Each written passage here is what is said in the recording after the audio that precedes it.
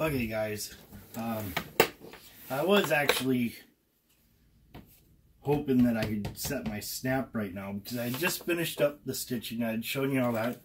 I actually did hammer out the stitching, and as you can see, it flattened out pretty good. It did exactly what it's supposed to look like, so I'm really happy with that. You can definitely tell it's hand stitched, but now it's time to burnish that edge. I was going to set that snap, but I had all the tools to do snaps and eyelets and grommets, but I didn't have a snap setter or a rivet setter. Kind of kicked myself in the butt because I thought I did have a rivet setter. No big deal, I'll just have to wait on that though. So I was going to burnish the edge and get that edge all burnished so that it looks like this. It's really nice. Now with burnishing, the key is not to push on it, but to just rub it across. Kind of like when you were younger, when you gave your little brother a noogie, or your older brother gave you a noogie. I mean, it's kind of along those lines. Now, I use all natural beeswax. You've seen this. I have this all the time. It's always on my bench somewhere.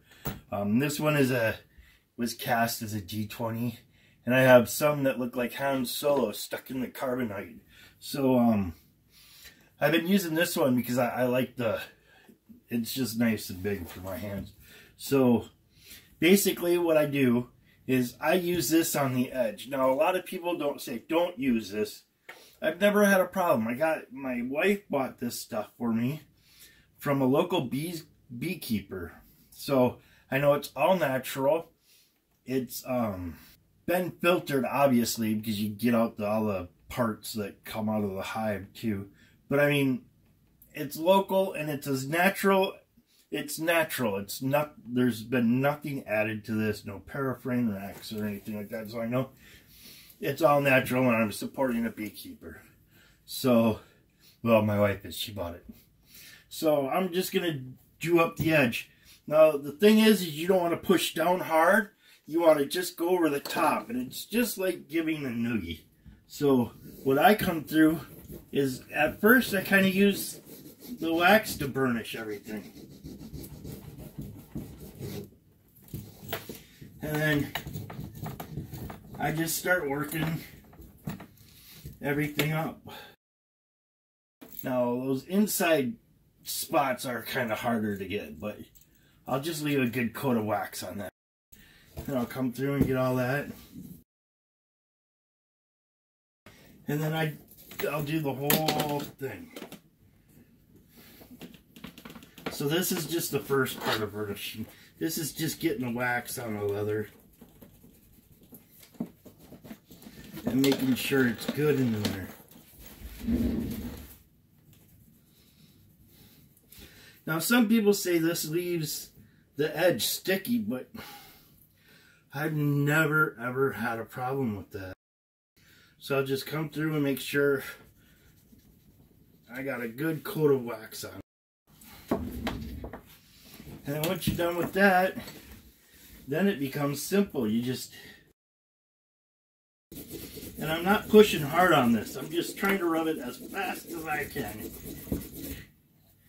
Now the difference, if you look, since this side is done, you can see that side, and then you look at the difference up here where it's not been burnished at all. It seals up that, and it smooths everything down. Up here you can see it's really grainy. Down there you can see where it's been burnished. Now that's just a light burnish. That's not much to it.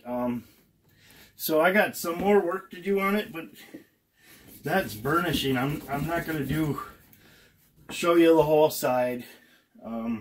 Just because going like that, your arms get tired. And also it's kind of boring watching someone do that. So I'm just showing you the burnishing part. After that, I'm going to come back through and I'm going to condition the leather and then seal it. And then later because I'm going to have to order in the rivet setter part. So once I get that in, then I'll show you that rivet set and it will be completely done at that point in time. So right now, I'm going to leave you guys at that. I'm going to finish up this video. But like, it's just, this part's just simple. It just, you sit and you rub. But you try not to push down because you don't want that edge to mushroom out too much. And if it does, you can just come through